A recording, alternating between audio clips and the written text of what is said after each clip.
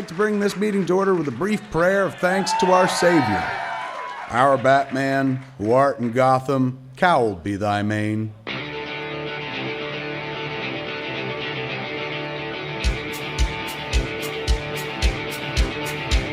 Now, y'all know Kev Smith's a big old fat man, but did you know his favorite hero is Batman, the Dark Knight who punches dirty turkeys in the face? That's right, Cape Crusader. Punch all those turkeys. Punch them in their turkey necks. So once a week now, this no-fly list fatty's gonna put the food down and get chatty about Batty, and this turkey gets wordy about Gotham like it's a real place. He ain't got time for his wife or daughter. This Catwoman's losing, Batman ain't caught her. Go get her, Cape Crusader. You want a pussy on now? Ha ha! Get ready, turkeys. We gon' bat shit. Babbling about the bat with old Kevin Smith. Now here's the fat man who loves Batman himself, Fat Kev Smith. Get on out here, turkey.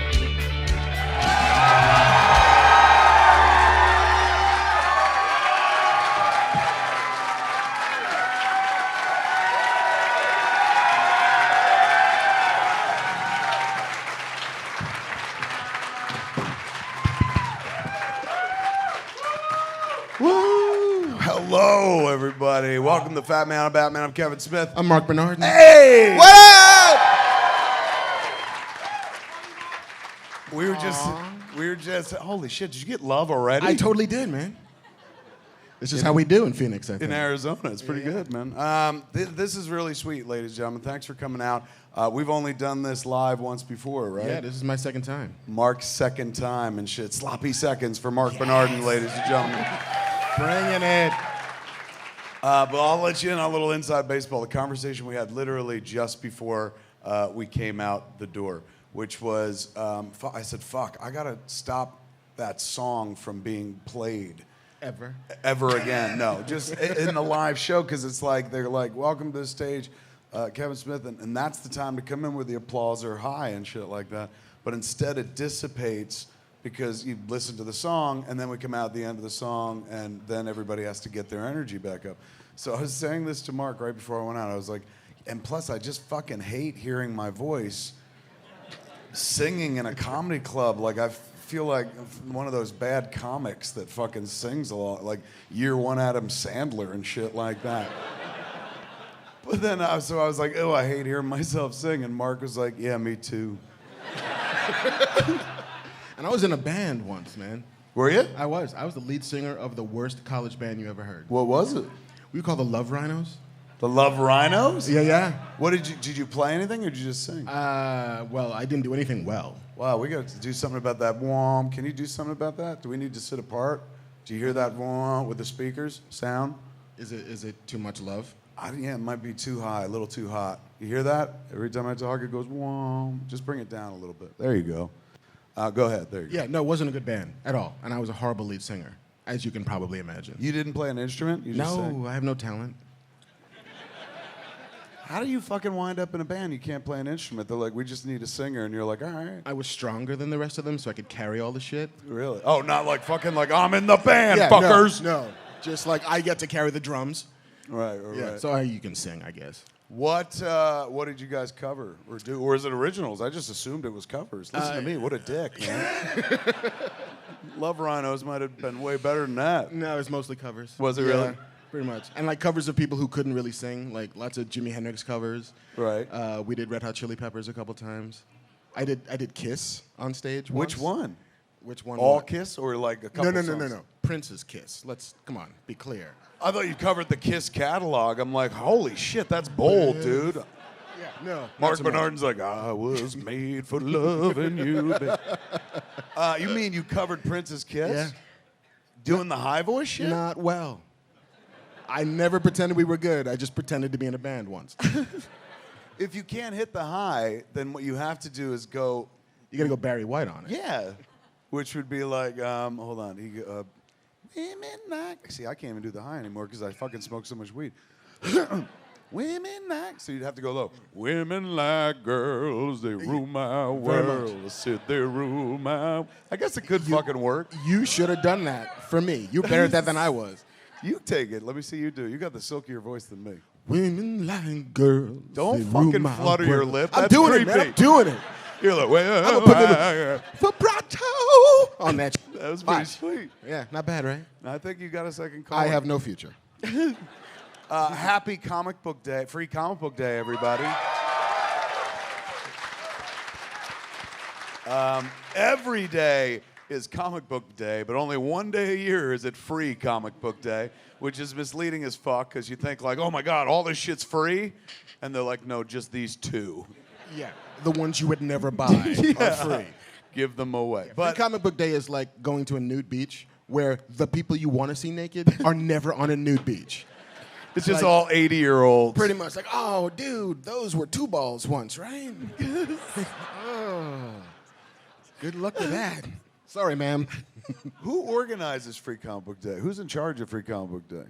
I think it's a sort of collusion between the publishers and the retailers. Right. Just an event to get people into stores to buy comics. And so the publishers decided they would put out, I think this year it's 50 free comics. And then disseminate them in the stores. So this isn't like organized by the government or something like that. No, maybe Like the mafia, but Obama's not not the somewhere today going, it is Free Comic Book Day. Go out and get yours.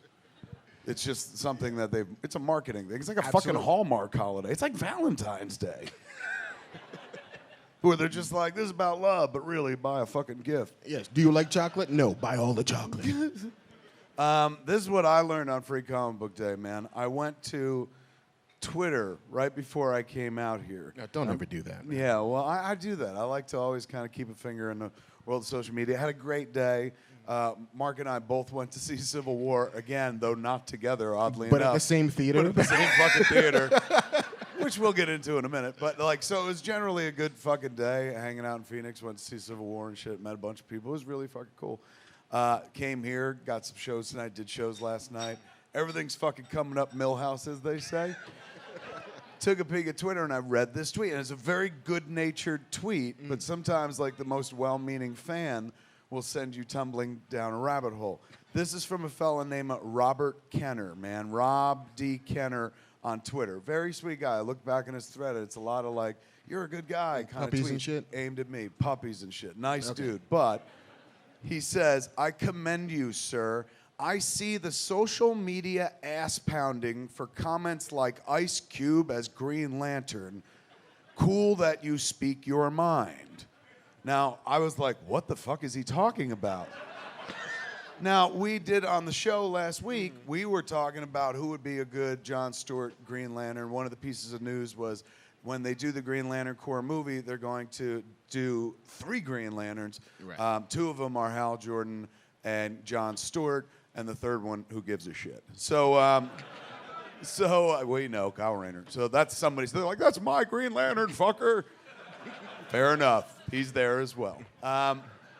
So we talked about on the show, we were like, who would be a good Green Lantern? And mused many times. Now, we left Idris Elba off the table because he's already fucking Humdell over in Marvel, so he's And not also going he's to the walk us through. gunslinger, so he's busy. He's busy and shit like that. But he's the obvious choice. Failing that, we started just throwing out names. I said, I whimsied. I wasn't sitting there going, my life for this choice.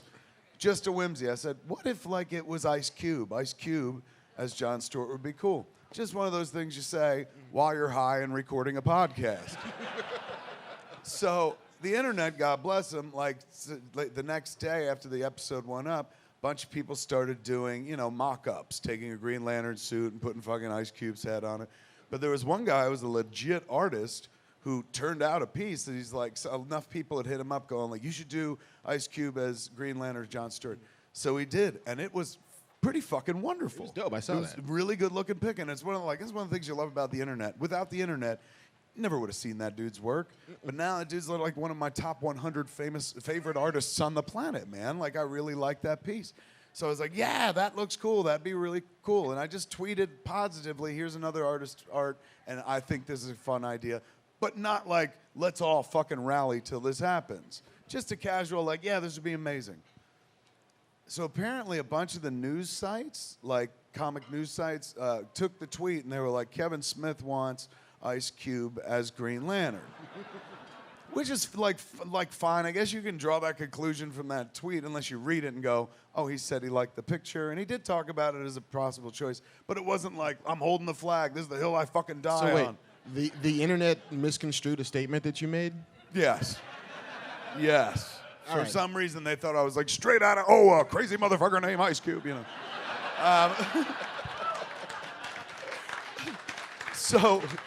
But, you know, it's a good picture, and I ain't backing off of it. I was like, that looks cool, and I would totally see a fucking Ice Cube version of Jon Stewart, right? That was it. Hadn't thought anything of it. A couple news sites ran the piece, and I saw it pop up in Google News Alerts, but I was like, all right, I guess they ran with it or whatever. But I don't read comments, so I didn't know what the fucking general tone of the world was. Smart man. Yeah. Smart man. Until Robert Kenner told me that, so then I went looking like, oh, fuck, why? What did the internet have to Don't say? ever do that, man. Don't ever fucking do that. I'm just going to read you 4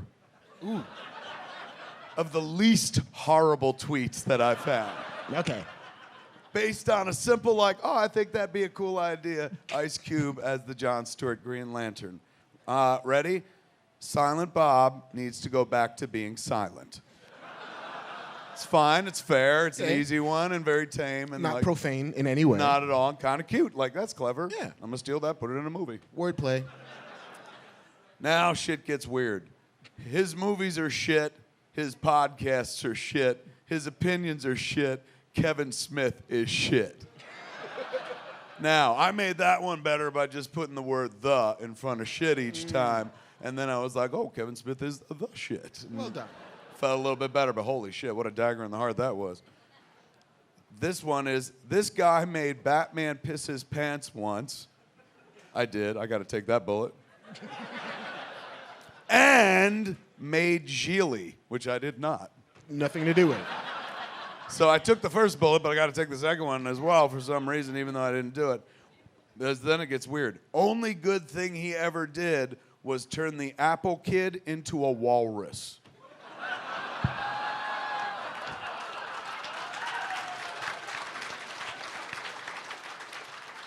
Take credit where you can, Mark. I mean- So That is a tombstone quote if ever I heard one. it was like, you know, what's the opposite of a backhanded compliment?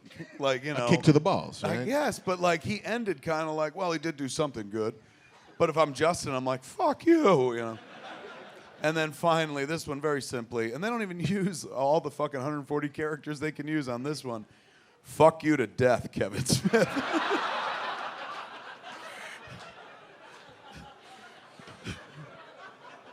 I just thought it was a cool picture, man. Like, Well, no, just Jesus imagine Christ. that one like spoken by Jessica Rabbit era Kathleen Turner.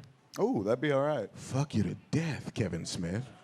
Right? Look, it gets I don't sexy, even have to get right? Jessica Rabbit. You doing it was fucking sweet, man. All right, yeah, just close your eyes, man. I It's wish all you'd good. been my inner voice as I read it instead of like, because I heard "fuck you to death," Kevin Smith. Yeah, I But mean- if I heard that, do it again. I'm gonna close my eyes. Fuck you to death, Kevin Smith. I'm not gonna lie, blood went to my dick. Made it a little easier to take. and I shit. win. Well, it's better than the hate I got for suggesting that Kevin Hart should be Green Lantern. The fuck, you got blowback as well? Oh, dude, it's been a good We blowback. should just week. shut our fucking mouths, man.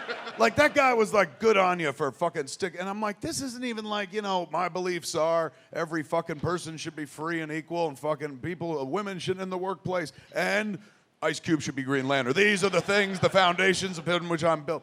Like, it's just a throwaway opinion, man. God forbid that I was like, you know what? I like Trump or something like that. Really controversial and shit. I don't. I was just saying. Imagine it. But, you know, this is like, hey, I like the image. What did you get shit for? Well, You see, said Kevin Hart. That was actually fun. You know what? You stand alone because I don't want to pretty get much. fucking You beat don't up want a piece of again. this. I was about to say that was a good idea, but then they'd be like, Kevin Smith wants fucking Kevin Hart. It's a Yeah. Kevin orgy, and I don't want to get beat up again. No, this was a good week for hate mail for me from the internet because it turns out occasionally if you write about anything resembling race online, suddenly the freaks come out at night, and they really fucking came out this last week. Really? Like old school hate mail, like some dude with a crayon writing like, "You're a racist. I can't unclench my ass cheeks. The police are coming for me now. There's a bomb in my chest." Like it was basically the weirdest fucking shit. Why? Like, don't you think, even if you were so fucking mad, where I'm like, I gotta write this fucking prick and tell him, don't you think you'd wait an hour till you found anything but a crayon, man? Nope. It's like, Your credibility is ruined. Is I'm gonna hate fuck your skull with lilac. I'm imagining he's like a elementary school teacher. So like the kids are hanging out, and he's like, "Hold on, hold on. Do your test. It's Do quiet your test. time. Learn to share. Teachers gotta be hateful. Fucking Marc Bernardin. I hate you. A B C D E F G. What? You have to go potty? Ooh. But yeah, it was. What'd they say it to was, you? To me, well, lots of. Don't you understand? The Green Lantern is a white guy, not a tiny little black funny man. But Yeah, no, it doesn't they matter. don't read comics. Doesn't matter. There is a Green Lantern. He's not tiny and funny, but Yeah. there is a black No, you guy. are trying to ascribe logic to a thing that has no logic. That's true. Yes. I appreciate it, though. That's sweet of you. Yeah, sorry. I tried to jump to your defense for a guy don't- that's don't not do even that. listening. What? How many do you have to see before you're like, oh, I get it. I should stay away from email today? Yeah, no, it's like This was real world mail, right? this is real world mail. That's even scarier because somebody know. has to like, I gotta mail this. There's so many Yeah, different like- steps.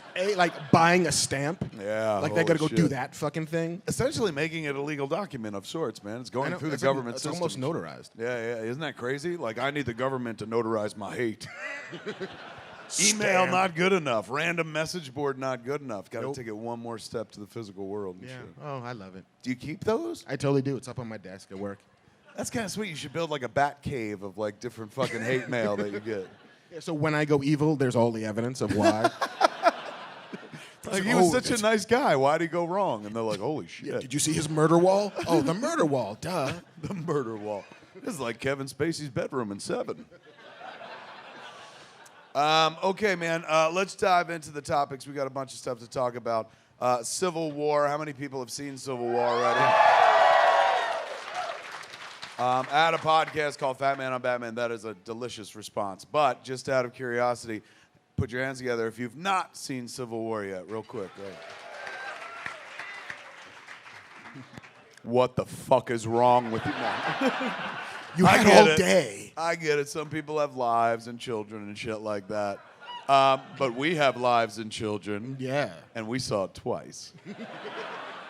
We saw it once, to be fair. Like, Marc saw it for the media. I saw the premiere. Oh, that's right. You got to go to Yeah. the fucking premiere. I am a little bit fancy. Yeah. Not a lot. Like, I'm not, fucking Liberace fancy. I'm just like You fancy that hot. fancy. Yeah.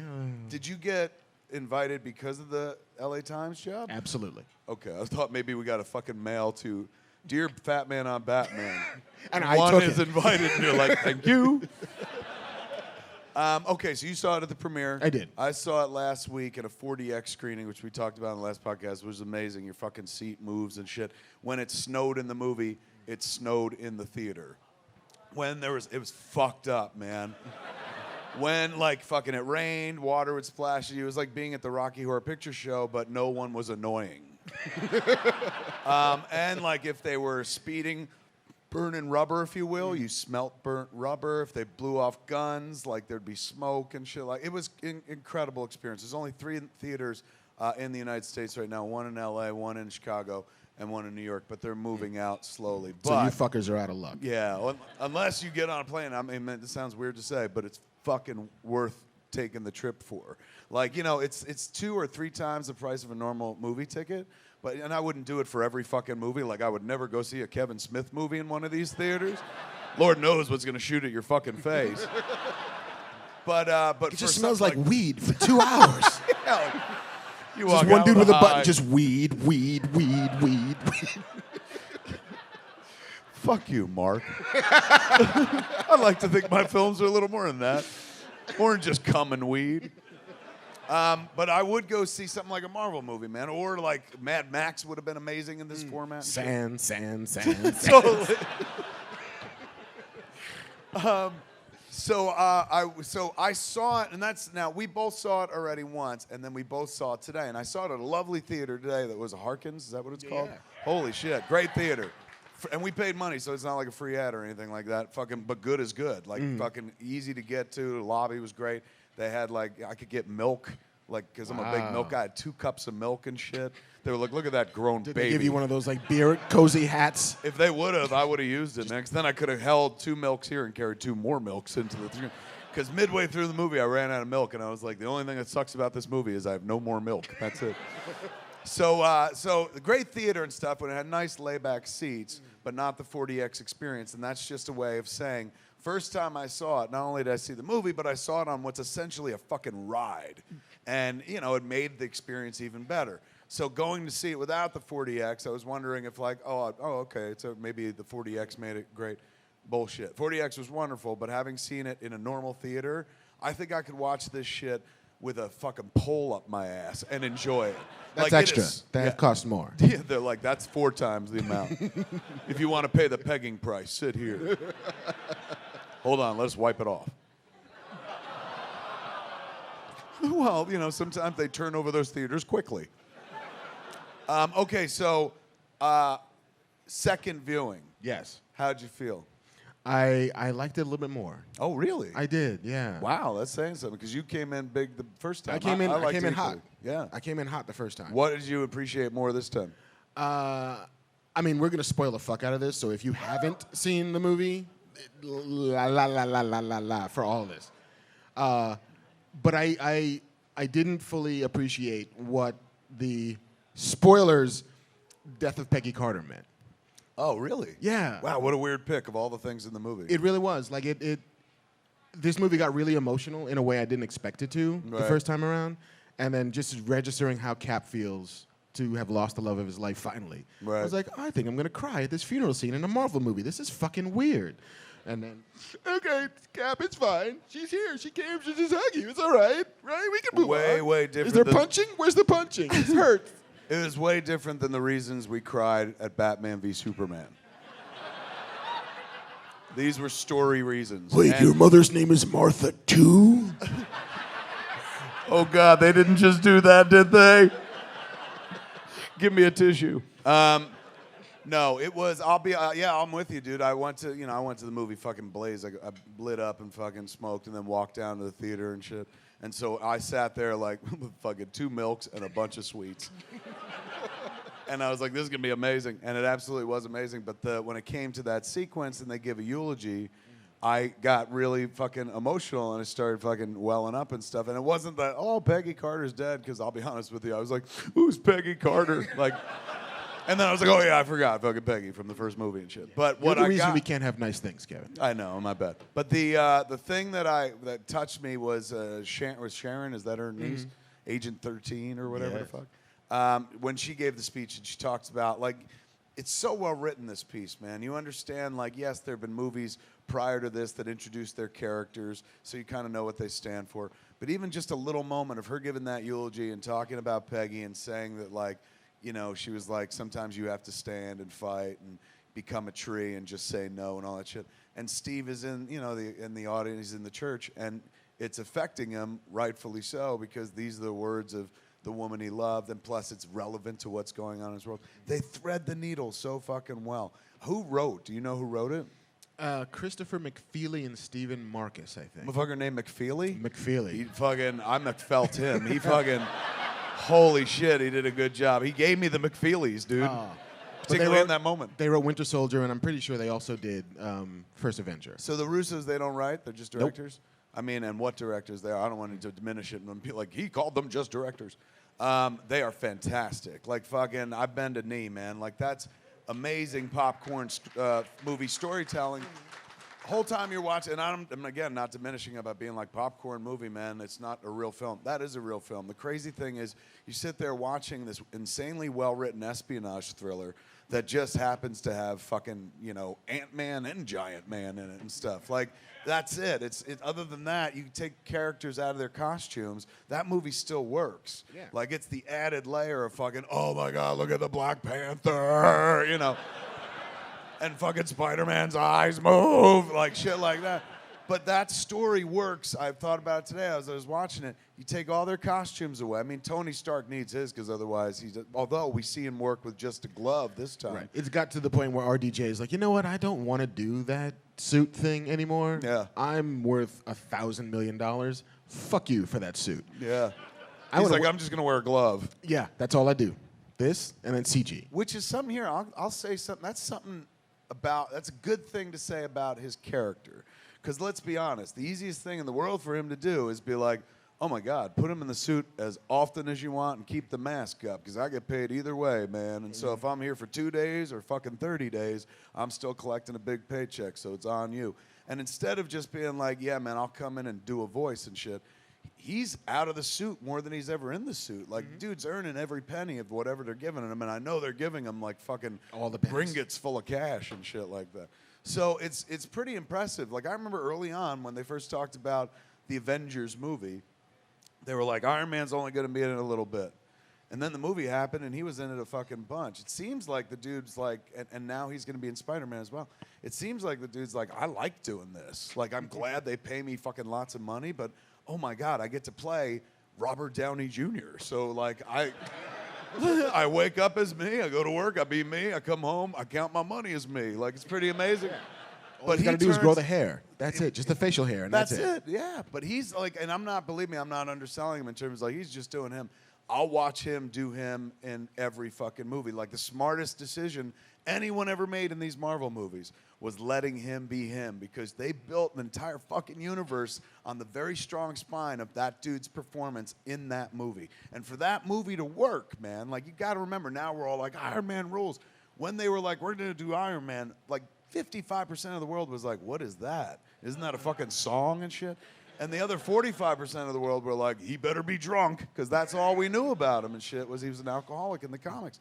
But between Kevin Feige and Jon Favreau, and Jon Favreau was the one that was like, I want to make it Robert Downey Jr., you get that guy who seems to be having the fucking time of his life, like, doing it. Like, he pours himself into that movie. He's not just phoning it the fuck in. He's like one of the most thrilling aspects of the movie. And equal praise goes to Chris Evans. That's a role that could be fucking so vanilla, dude. And that character could be so vanilla and boring.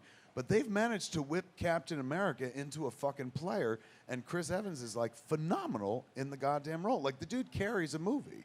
And you realize, like, he's the one that's in costume the least, doing costume superheroics. But that's what I like about the flick. Take him out the suits. Movie still fucking works and shit. Jesus Christ. Baron Zemo's in the movie. He's not even in a fucking suit the whole flick. And he's I think, honestly, my favorite fucking Marvel villain of all the movies they've done. Now that I've seen the movie twice, he makes sense, and he's the closest, even more so than Loki, he's the closest to what a Marvel supervillain is. Like, I hate the Avengers. I'm going to spend everything I can and figure out a way to destroy them from within with a nefarious plot. Beautiful thing is, they don't fucking, spoilers again, he doesn't die at the end, so they could always bring him back down the road for, like, the opening of the movie, like how in this movie they open with Crossbones, and they only play with him for like fucking 10 minutes, but you're like, what a fucking way to open the movie, and then he's gone for the rest of the flick. And here's the other thing, again, spoilers, Zemo gets exactly what he wants. Like, the Avengers don't beat him. Oh my God, that's so fucking well observed. You're such a good writer. I didn't even see that. Everybody drink! Yeah. I didn't. It's weird. I make movies for a living. I didn't notice that. You're right, man. He even says it. They even fucking put it in the movie. He goes, "Didn't I?" And I was like, "Yeah. What did that mean?" Fucking totally did. Holy shit. Yeah, like the Avengers don't do it. Like, it's a bit like, I'm sure you've heard that theory from Raiders of the Lost Ark, that Indiana Jones is incidental to the plot of that movie because everything he does not stop what the Nazis want to do. Basically, the Nazis want the Ark. Everything they do to get the Ark, they still bring it exactly where they want to bring it. What's-his-face, Belloc, still opens it, and the power of God kills everybody. If Indiana Jones never showed up, all of that still would have happened.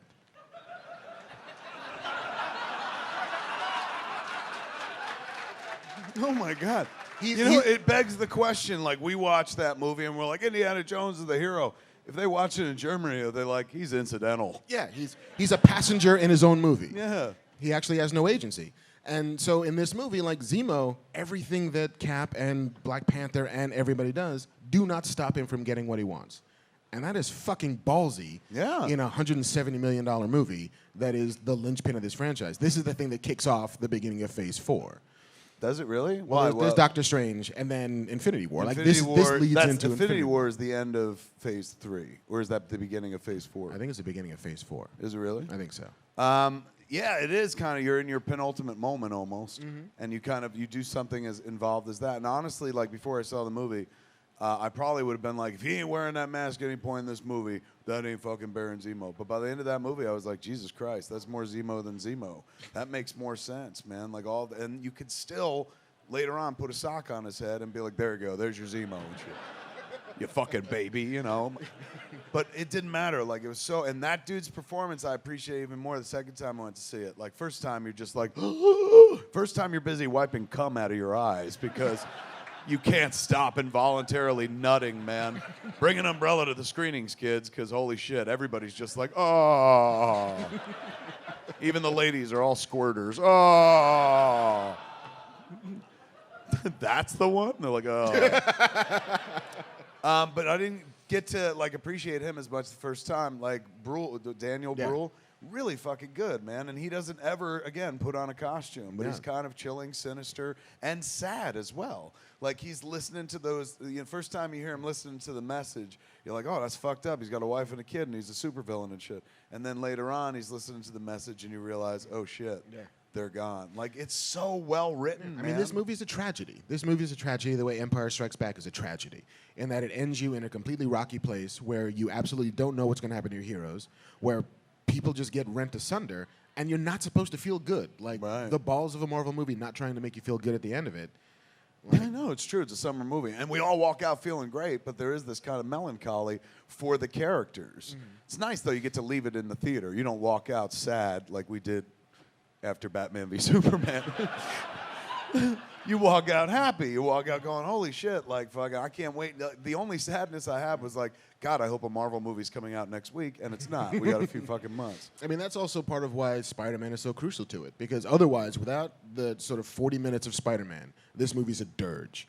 Like, there's not a lot of levity, there's not a lot of light. It is It's true. There are a lot of conversations about, like, if we sign this, what does this mean? Right. And people are like, you killed my mom. Like, that's where it ends. But Spider-Man is just a fucking firecracker in the middle of that movie. Right. And it's so much fun every time he's on screen. Oh, my God. You're so right. I was in the theater there was a guy and two kids and, like, his little boy.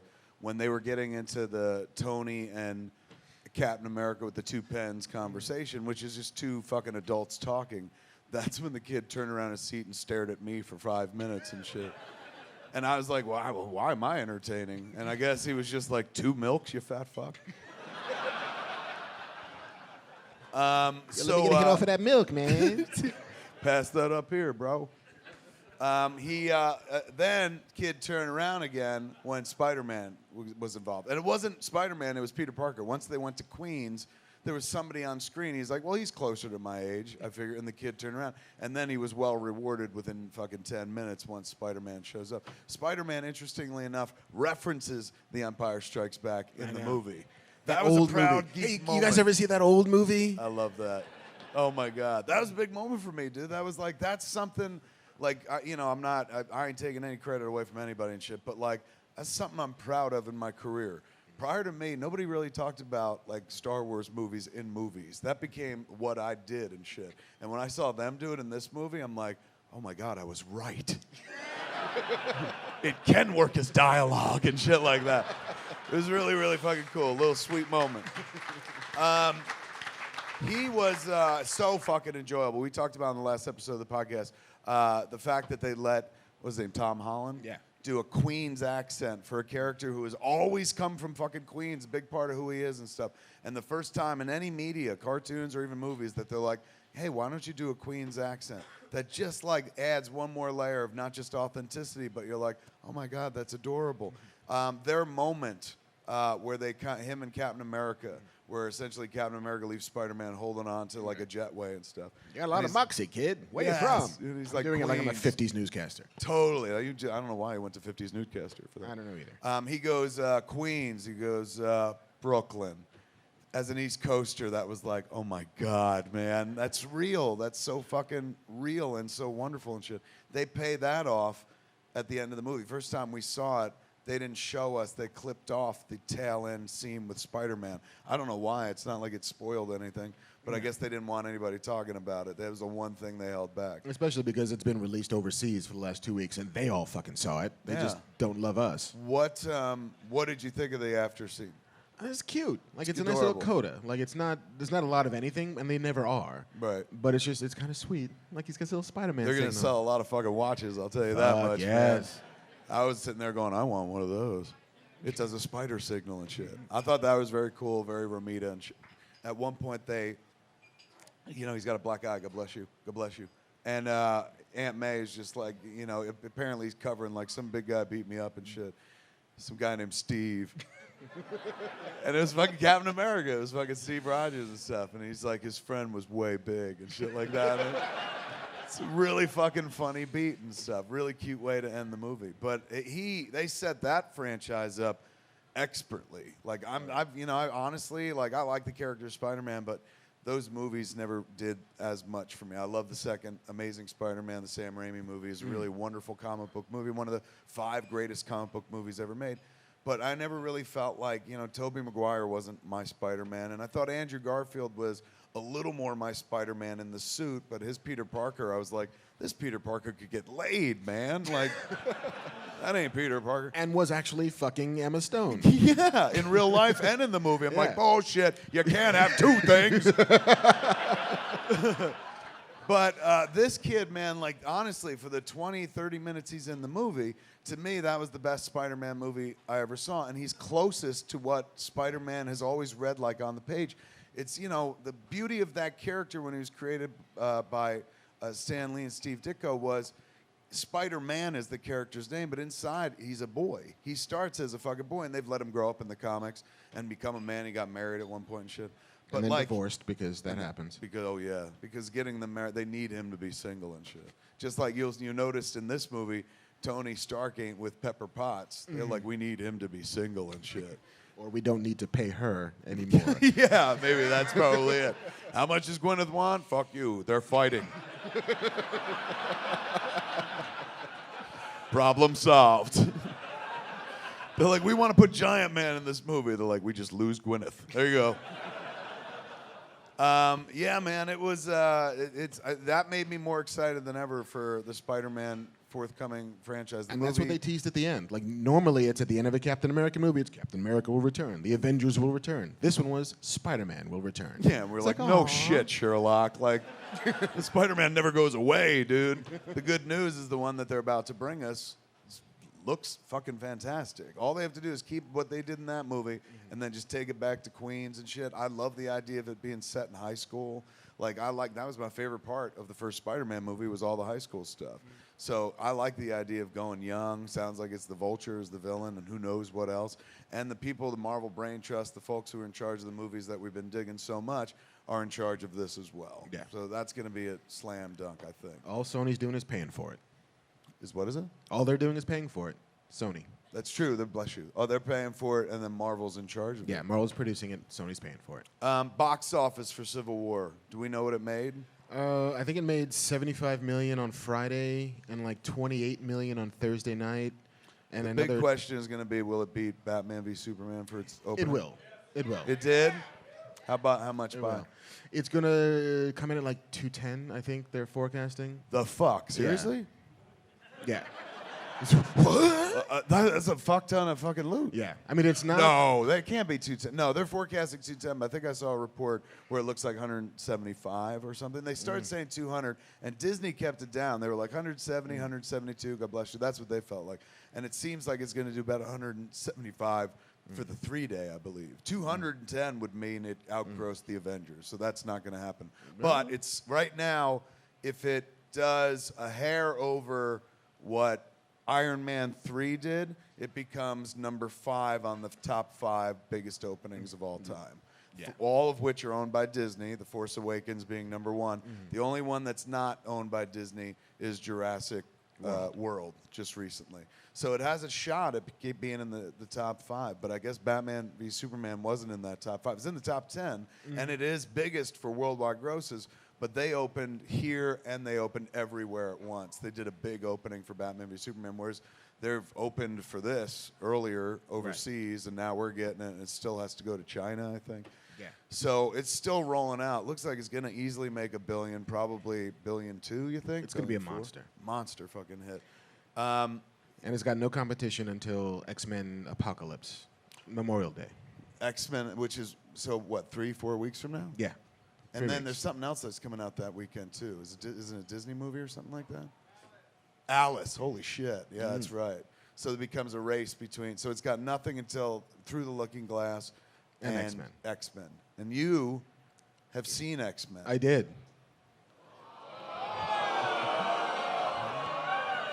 I bring you a gift. Let's put a pin on it and come back to it. We'll do the rest of our topics, and then we'll get back to X-Men. God, it's good to be the king, dude. You got to see it early. Good for you.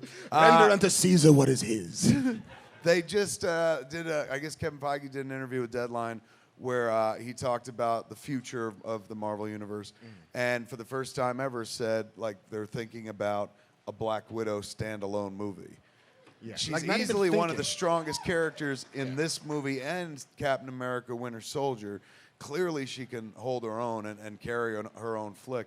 But he also used the word franchise. Right. And deeply committed. Deeply committed was his phrase. So that means they're like, that's the good thing about them is, like, last year when Avengers Age of Ultron came out, there was like, hey man, where are all the Black Widow figures and shit like that? They learned from their mistake. They're like, okay, now we're going to make a Black Widow movie so that everyone can leave us alone. And we believe in our characters and shit like that. So that's a cool thing. Very cool thing. It's a cool thing. It's a little late, in my opinion. You think so? I mean, Better late than never, for Christ's better late sake. than never, except that DC will beat them to the punch with having a female-led superhero movie. And You're Black right, Widow, they're playing catch up to Wonder Woman at that point. yeah, like the one thing that Marvel is playing catch up to DC on is Right. getting a lady her own movie. And then they said Captain Marvel. Yeah. Do you think she'll beat Black Widow? No. Not be like, do you think they'll beat each other up? But do you Well, think you just she'll wait. beat her- yeah, like, who do you think would win? Do you think she'll beat her to the screen? Do you think they want, like how they took the Inhumans off the schedule? Captain Marvel's still on the schedule. It is, and they're still looking for a director apparently, and they don't have a cast yet. And Right. at the very least, for Black Widow, they have a star. That's what I'm saying. They got a star. You know, honestly, like, I'm sure the Russo brothers are very busy with Infinity War, but like once that's done, I'm sure you can get those dudes to come back. I'd give those dudes everything. Those dudes are so fucking talented right now. I'd let them fuck my wife just to tell me how to do it better and shit like that. Which, you know, the odds are in their favor. There's fucking two of them and shit. So, And somebody's going to cry in the middle. you know what I'm saying? I could be like, how do you make it better like this? And at one point you press this and you become big and shit like that. Okay, so Black Widow might get a movie. Let's move on to some Flash news. Flash movie lost its director recently. It did.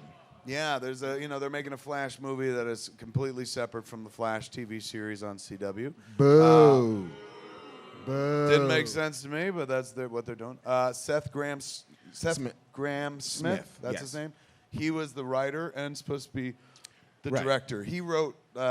Abraham Lincoln Vampire Hunter. Is that what it is? Uh-huh. It was a good flick, man. And I think it was Pride, Prejudice, and Zombies he Okay. also wrote. He's like that king of the mashup thing. I'm going to take Jane Austen and zombies. I'm going to take Abraham Lincoln and vampires. Now, I'm going to take Flash and walking away from it because apparently it's a dumpster fire. Is that what it is? I mean, I don't know. I can't speak for what's happening inside DC or Warner Brothers, but when the director of their first giant superhero movie is like, I can't make this movie for you people, there's got to be some kind of problem. Right. And then that same week, James Wan, who's directing the Aquaman movie, went on the record saying, I'm having trepidations about making this movie. Really? Yes. And then like 3 days later, took a picture of himself in front of an Aquaman logo saying, Just off camera, there's a fucking gun, a gun and a bag of money, just like, shut up. a giant trident and shit. Underwater pitch, go. Holy shit, man. That would be bad to lose another director at this point. Yeah. I mean, but it's not like throw a rock, they'll find somebody to fill that place. And they're keeping his script, apparently. Like, his script is still going to be the script that they're using. I mean, it will until it isn't, in the same way that, like, you know, Edgar Wright's script for Ant-Man was his script until it wasn't. That's true. You know, like, the new guy who comes in will absolutely retool it because that's what they do. But they're on a clock. Like, they've got to have these movies out, and they've got to move. Who do you see as replacement director? I saw your tweet, so it's a leading question. I think it was a really good idea. I was like, that's the fucking move. Who do you see? I think Greg Berlanti should do it. Absolutely. Greg Berlanti, who produces all those fucking movies, TV shows on CW, Arrow, Flash, Legends of Tomorrow. And Supergirl. And Supergirl over on CBS, which we need to talk about next. This is a guy who's like breathed incredible life into the DC Universe stable of characters. Those shows are fantastic. Particularly, I'm a big fan of Flash. But they, you know, over there, they talk about how they develop all their shows, the three pillars upon which all of those Berlanti Universe shows are shot are heart, humor, and spectacle. That's what they do in those shows. Take that same formula, if you will, over to the fucking movie. Let that dude do the movie. I agree with you. Excellent fucking choice. Yeah, I mean, it makes all the sense in the world. Will it happen? No. They will throw a giant sum of money at somebody who's, I mean, and it won't even be somebody good. It'll be somebody who can do it. Because they're desperate, basically. Who do you think, like, in fact, don't guess who will just do it. Who would you like to see do it, other than Greg Berlanti? But in a practical world, like, they're not going to do that. Who do they choose that you'd be okay with? I would want them to choose, and there's no way they can do it, but Chris Lord and Phil Miller, the guys who did the Lego movie, the guys who are doing the Young Which Indian. I believe, were involved as producers on it. Like, they came up with a storyline. They were going to direct it at one point. But they backed out to do Han Solo. Oh, could you imagine the embarrassment of riches where you're like, I'm not going to do Flash because now I'm doing Han Solo. I'm the guy that's just like, well, I'm not going to do yoga hosers because we're making moose jaws. Shit like that. Wow, those are big fucking first world problems to have right there. Tell me about it. Okay, so they lose a director. Aquaman's director's like, I'm feeling a little trepidatious. How do you feel about the DC universe right now, movie universe? Well, the one upside to it is that this week they announced that Ben Affleck would be executive producing the Justice League movies. Yeah, that's a good ad. They just recently said that Ben, who is, they just greenlit his Batman movie, I believe. They also made him an exec producer on the upcoming Justice League movie. Because apparently somebody needs a babysitter. Which one? Zack Snyder. Oh, shit. Well, I mean, he was there last time. You know what I'm saying? Yeah, he was. Well, yeah. That's the thing. It's like, I can't imagine that he was completely off the page of Zach's vision. He's involved with that movie for years. So I don't, I don't think this is a measure of, I've seen some people writing like, he's super pissed and now he's taken over. I don't think it's that at all. Exec producer, I mean, could mean any number of things. Like, I was a co-executive producer on Good Will Hunting, and what that meant was I gave the script to somebody. So, you know what I'm saying? Like, it sounds very like, oh, he's an exec producer now, the fucking new sheriff in town and shit like that.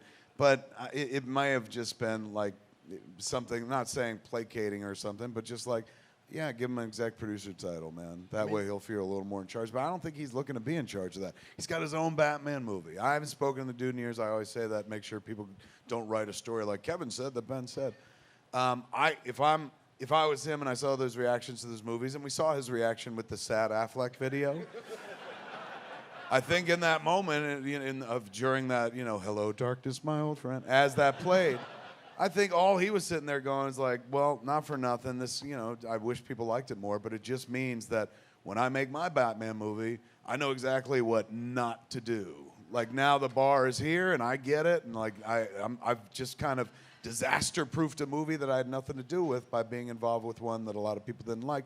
But now I can head to my version when I'm doing the Batman movie and fucking crush it. Like, I think at this point, I don't think he's crestfallen. I think he's just like, you pick up, you learn from mistakes and move forward in a positive way. Well, he also crest fell on a giant fucking wad of money. Yeah. That's true. So that that's fucking so helps as well. Yeah. That movie did make a lot of money. Everyone talks about, like, it didn't do well, and that just really means the reaction to the movie. But wound up doing close to 900. Is that what it was? But there were thoughts that, it would do over $1 billion at one point. So someone somewhere is disappointed, man. Yes. But not this weekend, because fucking Civil War makes up for everything. All right, so let's see. Supergirl, real quick. I read a report that CBS is maybe not renewing it. Yeah.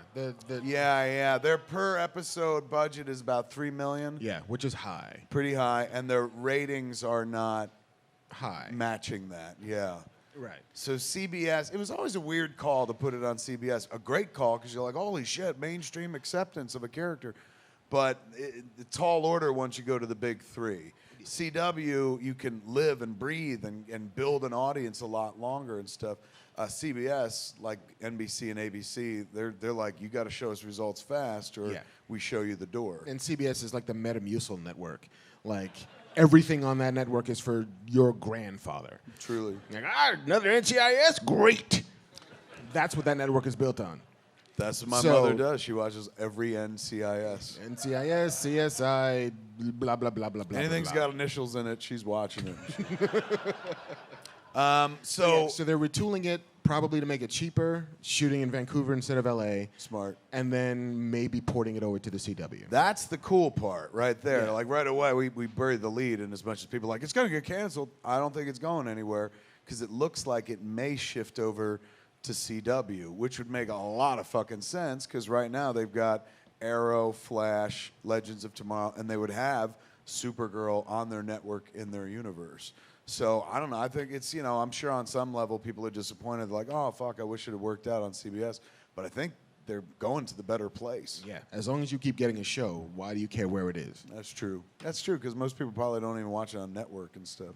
Nope. How many people watch The Flash when it airs? Put your hands together.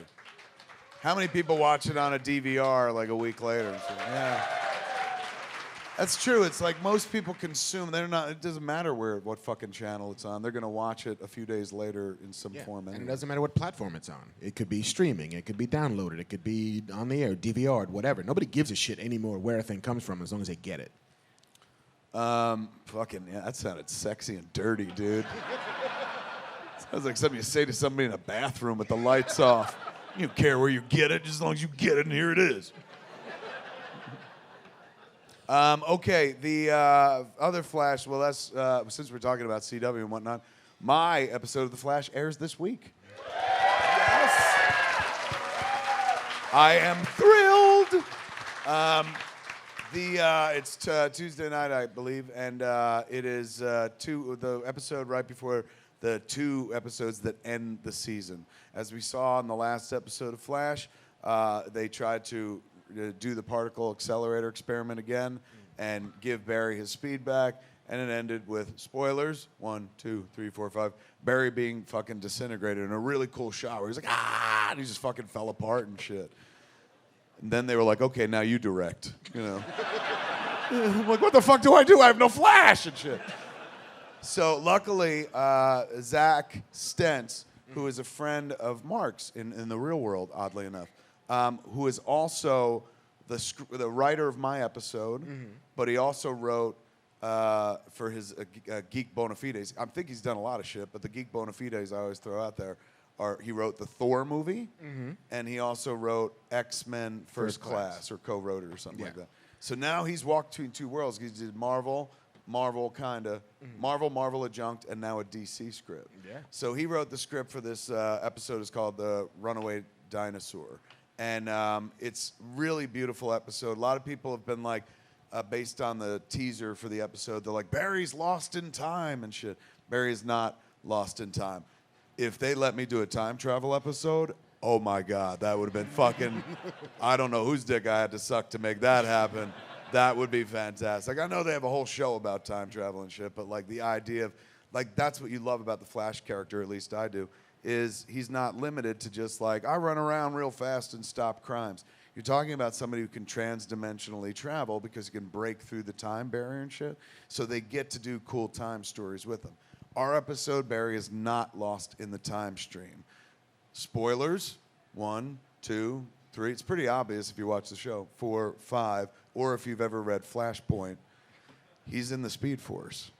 So the whole episode takes place in the Speed Force. So that's the script I got, which essentially, for those who are like, oh, I don't fucking understand. And if you're a podcast called Fat Man on Batman, how do you not know what the Speed Force is? But for those that don't fucking follow, that is God, heaven, where Barry pulls his powers from and shit. So essentially our episode is Barry dies and goes to the afterlife. And it's really fucking good shit. Like, Zach wrote a fantastic episode that takes you on a great journey that plays as a spiritual sequel to the season 1 finale, which is one of my favorite hours of television ever made, man. Like, and especially my favorite episode of Flash. So when I saw the script, I was like, holy shit. It plays like, it's almost like tease off of that episode, which means that people have seen the artworks out there, so they've kind of spoiled it a little bit, that Nora comes back. So Nora Allen, Barry's mom, plays a part in the episode. This actress, Michelle, was wonderful. She is in that episode, like, if you've ever seen me cry on the internet, she's the one that makes me cry. She is so fucking good in the episode. So when I met her to work with her, you know, I was all glassy-eyed already. I went to hug her. I was like, don't die, you know, and shit like that. But I told her, I was like, I think you fucking beat Bambi's mom and Dumbo's mom as my favorite, you know, movie or TV mom of all time now, man. She goes, thank you so much. So we got to work with her, and I got to, like, see those two characters again. It was the first time they'd worked together since that scene in the season finale. So it's really sweet. The episode's got a lot of emotional wallop to it. It also has the usual villain of the week, but it's unusual in this case. Girder comes back. He was a villain from season 1. Really fucking, Greg Finley plays him, did a great job. Iris and Cisco. Iris has a lot more to do in this episode because, as we know from the previous episode, Caitlin is held by Zoom. So a lot of the area that Caitlin fills up in normal episodes, Iris was filling up in this episode. So Candace has a lot more screen time, and she was really fucking wonderful in the episode. I was very happy with everything she did.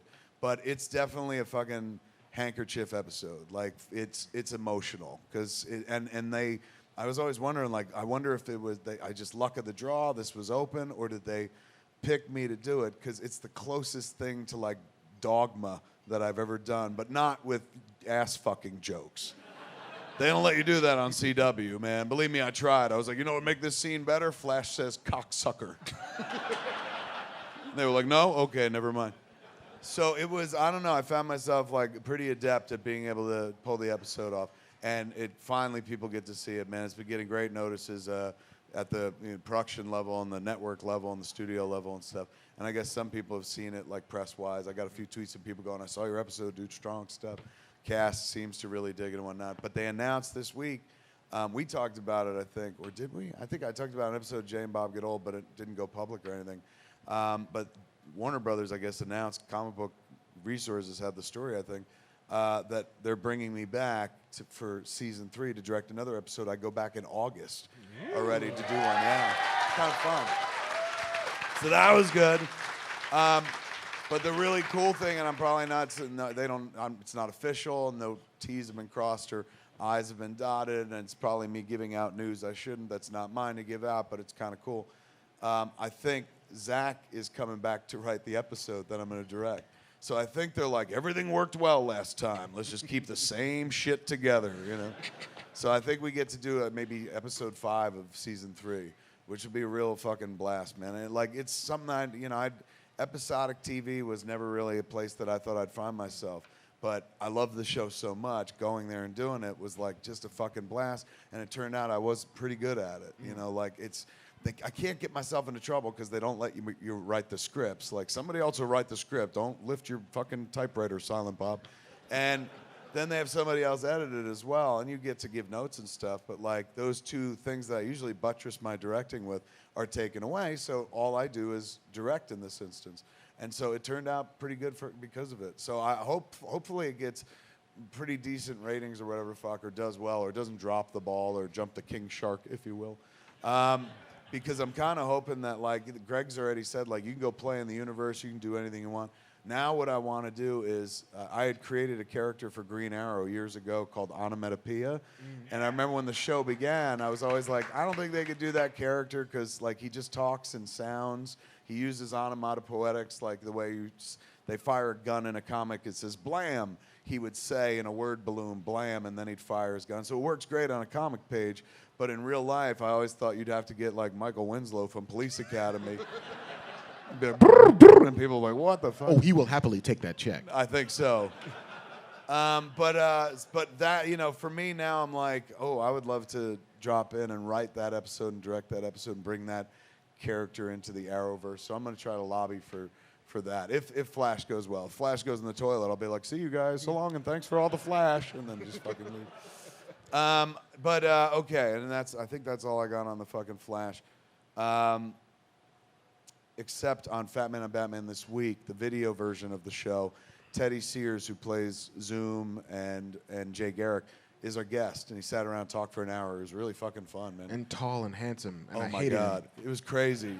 We had to stand in the same frame with him at one point, and God bless him, he let a beard grow in, so he was like kind of rough or Wearing a whatever. baseball hat. Yeah, but you can't like fucking unpolish.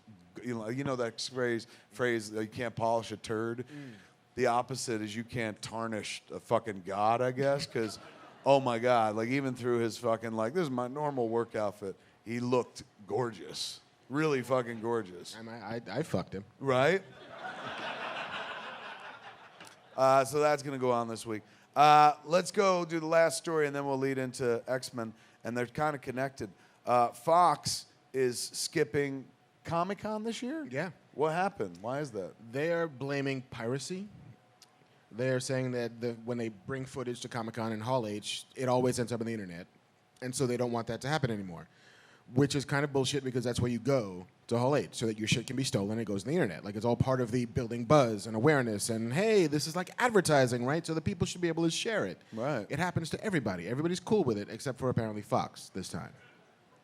What do you think that really is? I think it's they don't have anything to show. Why not just say that They could just say that. instead of being like, no, we blame others? We blame pirates.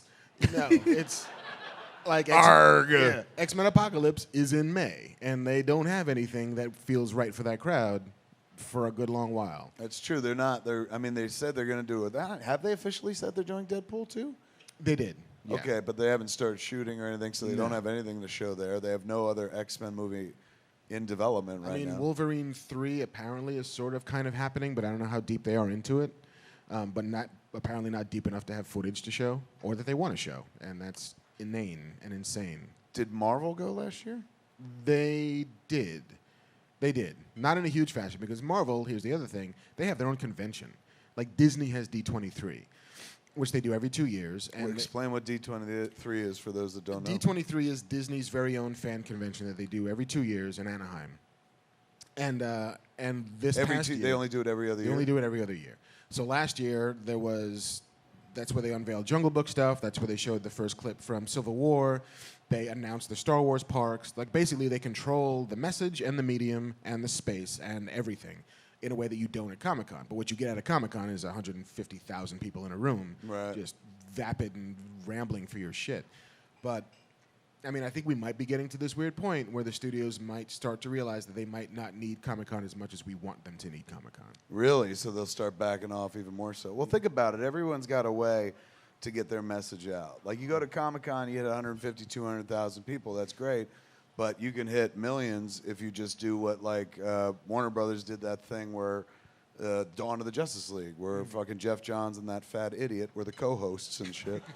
And it got you ready for the movies. That was a free fucking commercial on a network that they own, already preaching to a choir, so to speak, because it was during, like, the CW, like, DC blocks and stuff.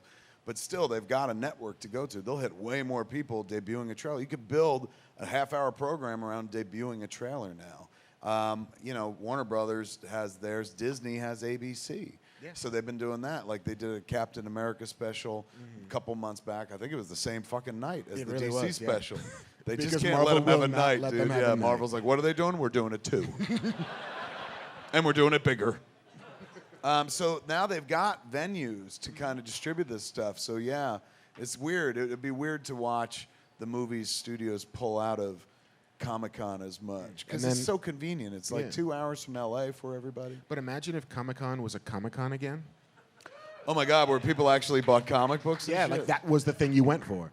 That was when I first went in 95. That's why I went. I always wanted to go. I'd read about it, but I lived on the other side of the country, and we had Mallrats. So I convinced Universal Gramercy was the company that released it. I was like, this movie's all about comic books. We have to take it to Comic-Con. And so I was like, Stan Lee's in it. And so we went to Comic-Con, and we set up a screening at the Horton Plaza where they do screenings, off-site screenings. It's a real multiplex. And it was packed. It was like a 200-seater. And the movie played religiously. Like, it played as if it was made for that audience, which it was. So we were at Comic-Con screening the movie, and it played through the roof. And the Universal execs were in the back of the room. Tom Pollock, who headed up the studio at that point, was like, oh, my God, this movie's going to make more money than Animal House. I was like, really? Like, listen to that audience and shit like that. But it was like you just showed it to like the 200 people that wanted to see it. And that was it. You know, the movie was, it was ahead of its time, but it was a little bit ahead of its time. Like it's now, like we live in a Mallratzian world where people talk like Brody talk and kind of know everything about Jesus. Even your mom knows the Stan Lee cameo in a movie and stuff like that. So it's become a kind of pop culture, comic booky world and stuff. When we made that movie, it was about fandom or people who make up fandom, but fandom didn't have a place to go. The internet was just burgeoning at that point. We didn't all find each other and whatnot. So showing that at that screening at Comic-Con, of course we were going to get a religious reaction and stuff. When the movie came out, it was not repeated by any stretch of the imagination until it went to home video. Then it found its audience. Then people were like, oh my God, this reminds me of me and my friends and stuff. I mean, I think a number of those kind of, like the Comic-Con effect, like when Scott Pilgrim played at Comic-Con, it was massive. Like the audience loved it. In Hall H, they loved it. They loved it when it screened, and then nobody showed up to see it in the theaters. You know, same thing happened with Serenity. Actually, what? It was like $30 million of business showed up. So that's pretty good. It's not No bad. one showed up for Tusk. That's nobody. Like Edgar's listening going, fuck you, Marc Bernardin. People showed up, you know.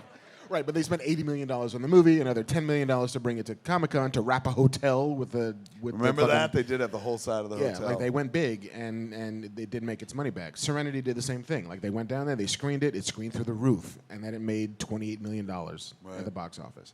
Like, and enough of those things happen, they begin to realize, well, maybe spending this money is not worth it if we're not going to get it back. Unless you're doing like something that's brand certified. Like if it's got Marvel on it, they're like, it's going to do business and shit. For sure. Or will it? Which is a segue into. Ooh. Marc saw, as we said earlier, X-Men Apocalypse, man. So I did. you saw it in because you're at the LA Times? Right. So did they give you Marc, for those that don't know, is an editor at the LA Times. Did they give you you can't fucking say shit? Yes. They apparently. Did they say it like that? Yeah. There was literally like a Teamster just standing behind him. He's like, don't fucking say anything. A Teamster dressed like Wolverine. Don't fucking say anything or snicked. But yeah, the embargo was Monday.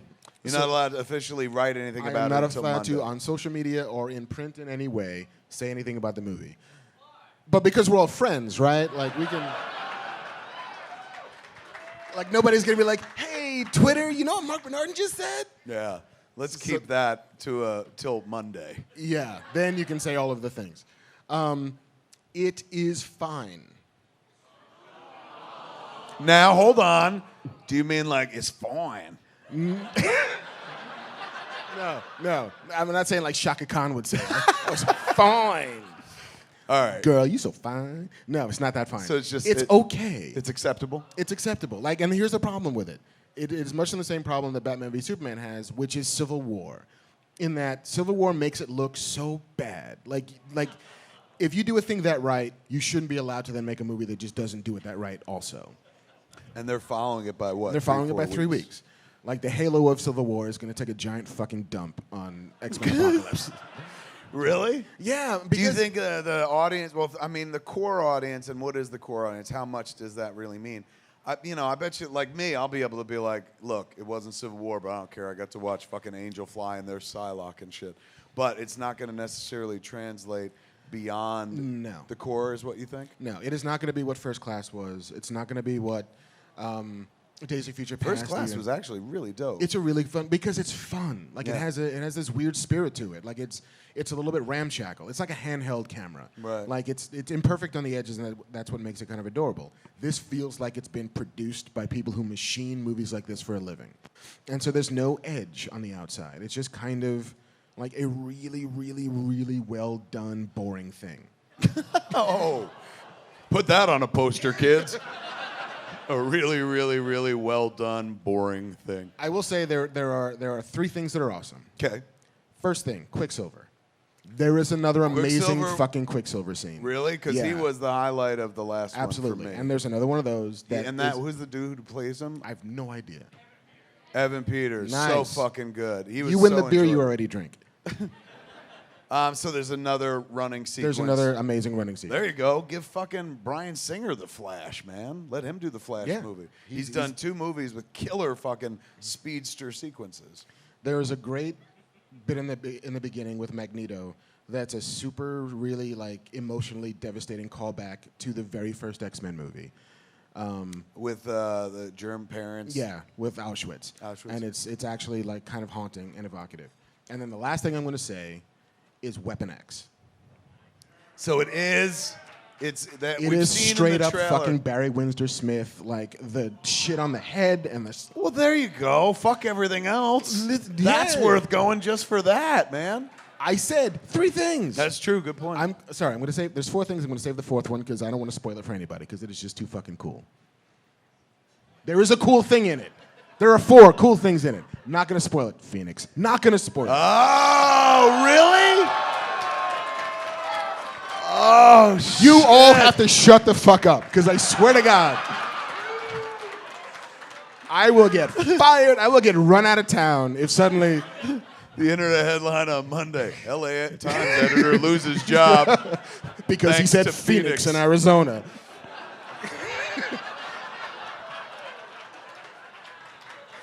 That's how you get away with it. You're like, all I said was the town I was in. Yeah, like we were doing a stand-up show. Hello, Phoenix! That's all I fucking did. All right, so honestly, like that's, here's the thing. As I watched Civil War this morning, I was reminded of my father. He took me to see Raiders of the Lost Ark. And I remember, I went into school because he took me out of school, like, on Wednesdays to go see the flicks. So I went into school on Thursday, and I was talking to my friend Ernie O'Donnell. He's like, how was the movie? Because it wasn't on anybody's radar at that point. Like, this was a movie that, like, Indiana Jones, we didn't even know his name. His name's not in the title. Now it is. I think if you buy a video, it says Indiana Jones and the Raiders of the Lost Ark. So this was, like, before anybody knew what it was. So Ernie goes, how was it? And I was like, he's great. He's, like, better than James Bond. That was the only thing that I could compare it to. And Ernie was like, bullshit, nobody's better than James Bond. And then he saw the movie, and he became an even bigger fan of Indiana Jones than me.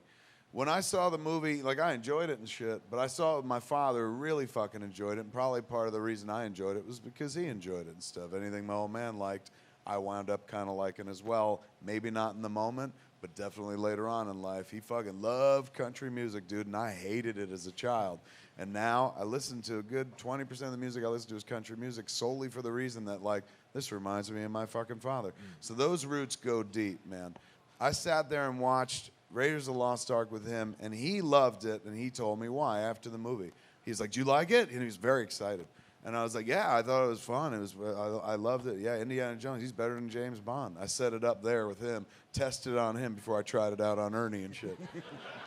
So I said, did you like it? And clearly he did. He wasn't an effusive man. My sister says oftentimes that I stole the character of Silent Bob from my father. She's like, he never said jack shit until he said something funny. And then he said it and walked away. And she's like, so I said, what'd you think? And he goes, I loved it because it reminded me of the movies that I saw when I was a boy.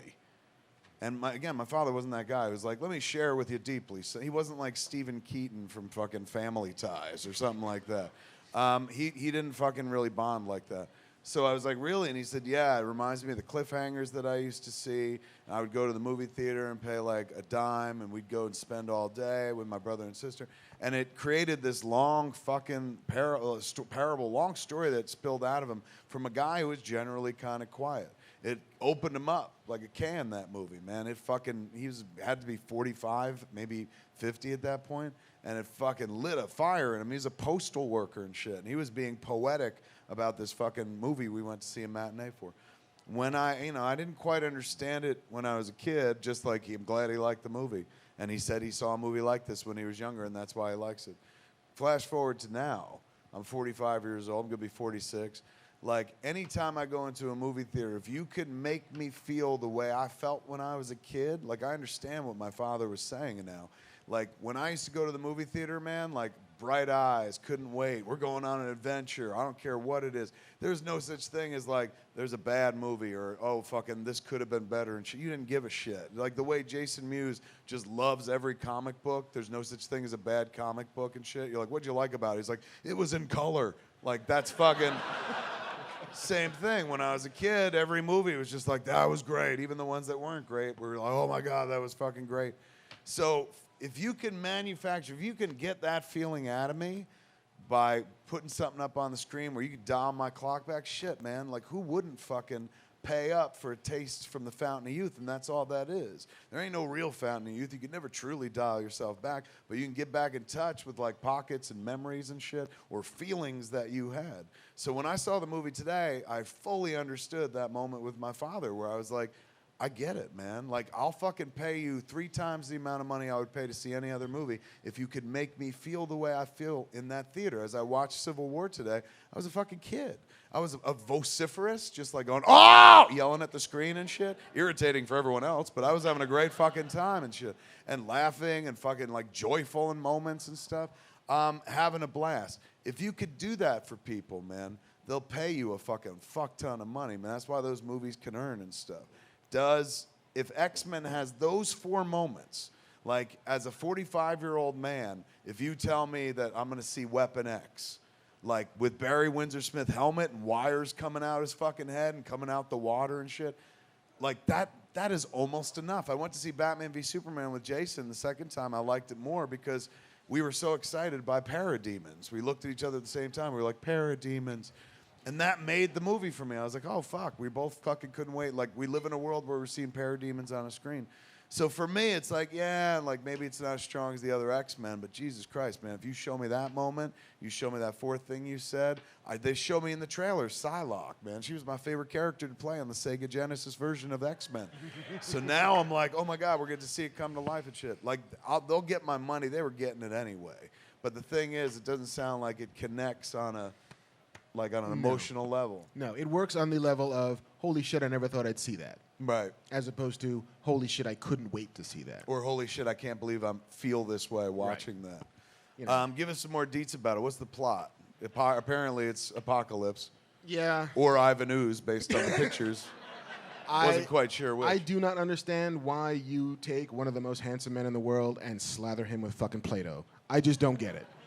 Like, Poe Dameron should be Poe Dameron all the fucking time, not actually, no, don't ever do that. But yes, it's Apocalypse is back again after being buried under a pyramid for 1,000 years and wants to rule, and he gets his 4 horsemen, who are Angel, Storm, Psylocke, and Magneto, to then destroy shit. And this takes place in the 80s? Yeah. So there's all of the, like, rolled up sleeves on jackets and mullets and... Oh, my God, that's my kind of movie. Oh, yeah, no, it's all for you. Wait a second. When it begins, does it take place in the 80s? Like, does this come off of another movie or no? It's after Days of Future Past, which was taking place everywhere. You know, it was future and the past, but I think it ended in, like, the 60s, 70s. No, didn't it end with them back in the present and everybody was alive again? But even that present... Frasier was there as well. And he was like, go get me a goose, boy. Like, it was a real fucking... Scrooge kind of ending and stuff, but in the present. Yeah, and then at the tail end, their tail scene was Apocalypse building pyramids in the sand or something. Yeah, no, this is straight up 80s. So it just begins in the 80s and no in the 80s, but it also refers the events to the events of the last one, which makes me feel like the events of the last one were in the 70s. Yes. Right. So. But they traveled back to the 70s. And we're picking up right after that. Because of the shit happening with the Sentinels in the future. Yeah. No, it's not like we ever see Patrick Stewart or Ian McKellen. Neither of those dudes are in the movie? Nope. So they're officially like, we're done. They're done. Really? Yeah. So sorry about that. And they got the other 2 guys. Those guys are good so far. They're great. They're great. So again, I'm loath to spoil more than I've spoiled, but Scott Summers going to the X-Mansion for the first time. You see the origin of him, the origin of Storm, which is pretty great. Right. Psylocke has an origin, I think, maybe kind of, but she stands around posing for a lot of the movie. Does she talk? Does she have dialogue? She's like 4 lines. But the rest of the time, she's just like, whoosh. Kind of, yeah. There's a lot of posing, dude. Really? There's a lot of like... Whole movie looks like a Jim Lee cover. Maybe. He created Psylocke. He really did. He really did. But yes, I won't say any more. You guys should go see it. Because here's the thing. No matter what I might think, no matter what you might think, we need to support these things so they make more of them. Yeah. You know, like, the only reason we're getting this crazy boom time in nerd culture is because we showed up. So we have to keep fucking showing up, or they'll just stop. Yes. think about it. Like, generations prior to us, they had responsibilities as well. The greatest generation, they fought the Nazis. Yes. Our generation has to keep paying for movies we don't necessarily want to see. That's our responsibility. We have to push the culture forward. That's our job. I'm in the bag for these flicks, so I go anyway and stuff. But is there a point, let's have a brief fucking philosophical discussion. Is there a point where, you know, you're like, look, I'm a fan of all this shit, but no, fuck no, I'm not doing that. Like, is there a line? Or is it just like, you like this to happen, you got to keep paying for it, and you'll get the good and the bad, but fucking this is what you wanted, so you got to go. Like, that's why I go to every one of them and shit. I'll go see that Turtles movie. I watched the trailer for the new Turtles movie, man, in front of this, and I was like, I'm not even a Turtles fan, but god damn it, Bebop and Rocksteady. Like, I gotta support them for doing that, man. For at least going like, we're gonna go to the source material and shit. So, you know, it's not my scene, but I'll go see it for that reason. Even the worst one of these movies is still better than like a Croatian documentary about doll making. So if I don't know, I saw choose, one that had fucking like, sex dolls. I know, yeah, I it was know. pretty You saw the sweet. sex doll documentary. Fuckable dolls, and that was hot. No, you're right. Yeah, but it's in our DNA. This is what we do, Yeah. and you know we can't fight who we are. And it's also, I mean, it's a good thing. Means in the world right now, like our first world problem is, should we go see X-Men Apocalypse, Mark? As opposed to like, if I step over here, I'm gonna hit a landmine, or this guy's got a sniper rifle trained on me and shit. Like, it's a very first world problem. But I wonder if there's a point. Like, do you think? Like, I saw somebody on Twitter yesterday watched our review of Civil War. And they were like, God, Kevin Smith still likes the things he liked when he was a kid. Will that ever change? And I sat there going, at first I was like, of course I fucking like the same shit I did as a kid. But then I sat there going, oh my God, will it ever change? Like, just one day you wake up and you're just like, oh my God, I've wasted my life, you know? Well, it's like the music you liked when you were in your junior year of high school is the music you like. Yeah. You know, like that's it. Like if you just love Zeppelin and Halen and Sabbath, then that is who you're going to be for the rest of your life. That's true. You can stretch on the outside of it. You can incorporate new shit, but that is going to be the core of who you are. That is going to be the feather inside your wand. Right. Is going to be that thing. And, you know, fuck it. It's cool to try new stuff, but you're always going to be who you are. We're always going to go see these movies. And luckily, they will keep making them as long as we always go see them. What happens after X-Men? The next one, I guess, is Suicide Squad? Yeah. Well, Turtles, then Suicide Squad. I got to include Turtles. I'm always, like, leaving it off the list, and it's not my scene, but, like, fucking franchise is durable, man. You can't kill those fucking turtles, man. It begins with them in a fucking sewer. They should have died, but Jesus Christ, they keep coming back. And then Suicide Squad after Suicide that. Squad in August. And then Doctor Strange in November. And then Rogue One in December. What's in December? Rogue One. Rogue One in December. Rogue One in December. I'm like, it's pretty awesome because it's like you've just given me 5 reasons to stay alive. Okay, before we get out of here, man, because what time is it? 8:30. Oh, shit. Before we get out of here, let's open it up to a few questions from you guys, man. Throw your hands in the air, wave them around like you just don't care. If you want to ask a question of me or Mr. Marc Bernardin, bang, right there. First of all, it's an honor to meet you guys. Honor to meet you. And what do you guys think of Black Panther? What do we think of Black Panther? I'm not looking at you because you're black. Just Just because I'm to the left? Just Is that want how you it to go goes? first. Well, sir. I am Team Black Panther. Yeah, everybody is, I believe. Have you Yeah. heard anybody going like, "Fucking what a waste"? Like that guy, the claws, no, meow. I had a fucking sweet moment actually in the theater when the movie was done. You know, everybody's so well trained now; they stay all through the credits. This is something I always want to tip my hat to Marvel for. Long before they started putting, you know, a fucking tag at the end of the credits. You know, I sat through credits because I wanted to be a filmmaker, and like you just respect everybody that made the movie by sitting there and reading all the names and shit like that. Because that's really, you get front end credits for the big people and stuff, but the real nooks and crannies, the bricks and mortar of fucking making the movie, are in the tail credits. So I've always sat and watched it, and you see like maybe one person other than you stays, man, and then that dude makes eye contact with you and then taps on the floor and shit like that. And then you know you're going to blow him in the bathroom in a minute. Generally speaking, most cats don't stay for the credits. Now, though, in the age of Marvel movies and comic book movies, people just stay through the credits. So they're forced to kind of sit there and look at the credits and go like, oh, somebody actually made this shit and whatnot. So because Marvel's like, we're gonna put something at the tail end, I don't know, it's kind of cool. Now I sit in a movie theater after the movie's over, and it's usually half full. If it's a comic book movie, 75% full. Because even with movies that aren't comic book movies, people are expecting tags now at the end. They're like, if you wait through the credits, there'll be something else and shit. And maybe not in the doll-making documentary and shit like that. But generally speaking, like they've trained doll people. comes to life after the credits. That's true. Yeah. So if you stay long enough, it's like creeps you out. And then you die. But now I don't know. It's kind of sweet that they got people sitting in their seats, watching credits, appreciating other people's work. That's kind of nice. I mean, Marvel has somehow trained a culture to be comic book fans. Yeah. That is the magic trick that they've done. They've made my mom understand that Avengers 2 does not follow from Avengers 1. Right. You know, like they've taught us continuity. They've taught us comic book math. Absolutely. Where 2 does not follow 1. Not even close. That you've got to do the homework. And that's awesome. I had this moment in the theater after the movie was done, waiting for the tail credit thing. Cause I watched the mid-scene credit scene with the mid-credit scene with in Wakanda, where they put with Winter Soldier and Black Panther and Captain America, and then at the tail end, I'm waiting for that thing. So it's like good 4 minutes of credits. So I was checking my phone, and dude came over to me and sat down, and he goes, "Hey, I just wanted to say hi, and big fan." I said, "Oh my God, thank you so much."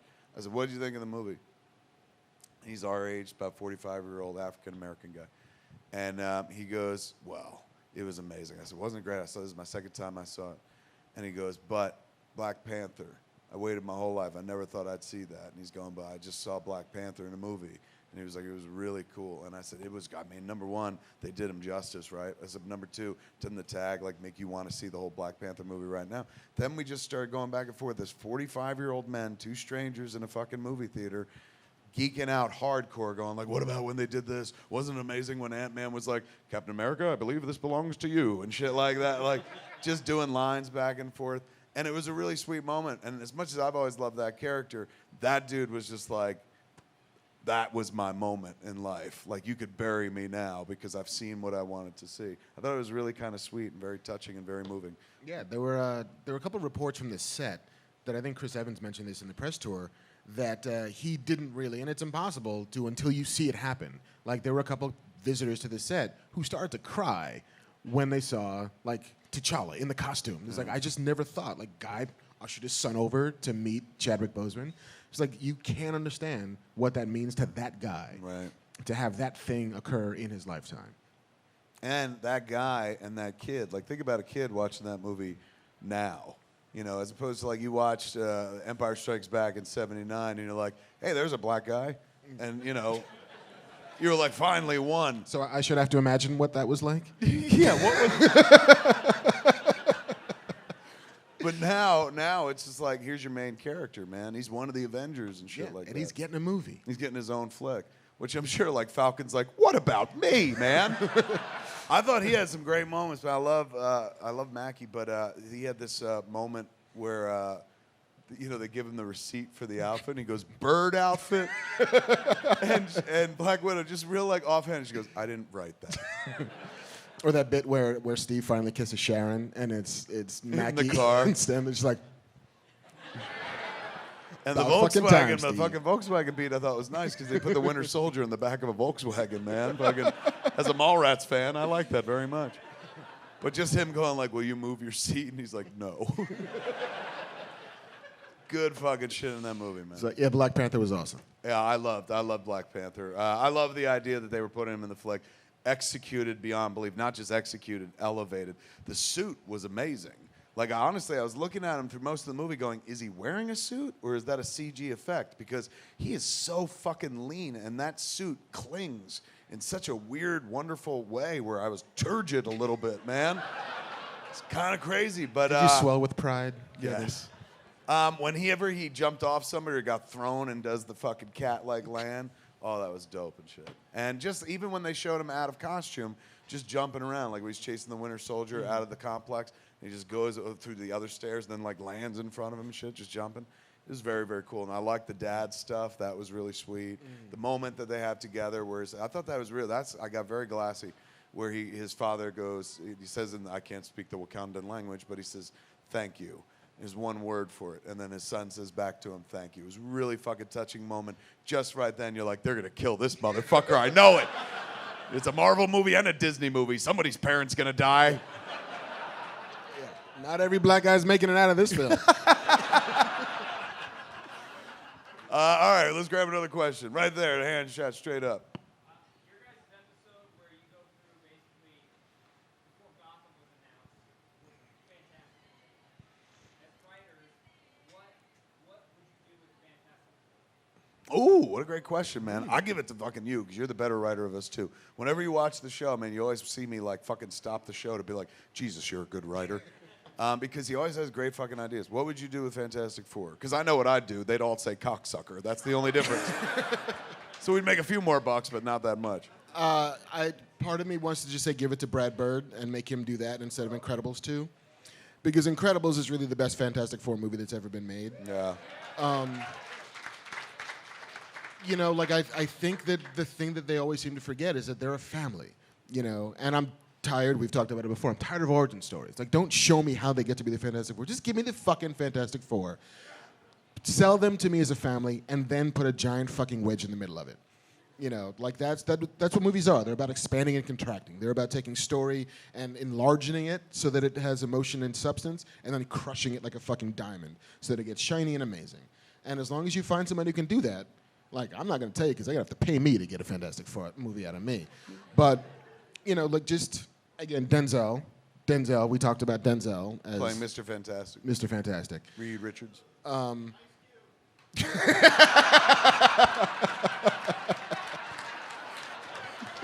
am not getting in trouble again. However, I will point out Ice Cube would make an amazing Ben Grimm thing. Internet's going to be like, Smith's lost his mind again. And like 1,000 pictures of just... Yeah. It's clobbering time, yo. Straight out of clobbering. I don't know what I would, honestly, if they gave me the Fantastic Four, they'd say, here, fix this. I'd just give it to Marvel. I'd be like, here, they're doing a great job. And Yeah, let Kevin knows what to do with it. Kevin Feige, I'm like, you're giving it to the wrong Kevin, man. I'm the guy that did fucking Mallrats. Give it to Kevin Feige. And they would do it right. I think that's what has to happen here. And you kind of hope that Fox does, you know, what Sony did. Sony was like, Spider-Man's ours, and we're never going to share him. And then after the last Spider-Man movie, they're like, save him quickly. And Yeah. so, you know, you were kind of hoping, and it said for the like first 2-3 weeks after Fantastic Four came out, that it felt like maybe that Marvel deal is finally going to happen, and the first family of comics will be welcomed back into the Marvel family. So far, no go, though. But that's really what needs to happen here. Because, look, they gave him fucking Spider-Man for 20 minutes. 20 fucking minutes, dude, and look what they were able to do with him and shit. Mm-hmm. Give him the Fantastic Four. Like, I'm sure, like we all say, Brad Bird has made the best Fantastic Four movie. But I think if they give that franchise back to Marvel, they'll get the best and most intended version of that movie ever made. So that's what I'd do. I'd be like, you don't want me touching it, man. I'll put a stink palm in it. You should give this to these guys over here. Okay, let's grab somebody else. In the back, right there. You pointing to that guy's hand. I guess. You, right there, who just went like that. Yeah.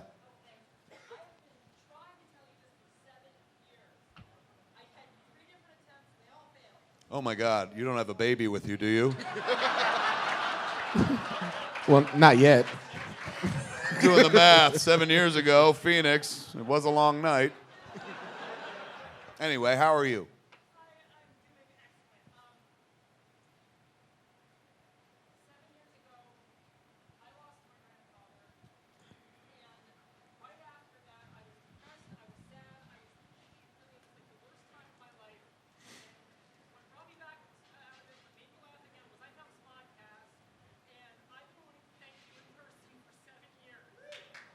God. How sweet are you?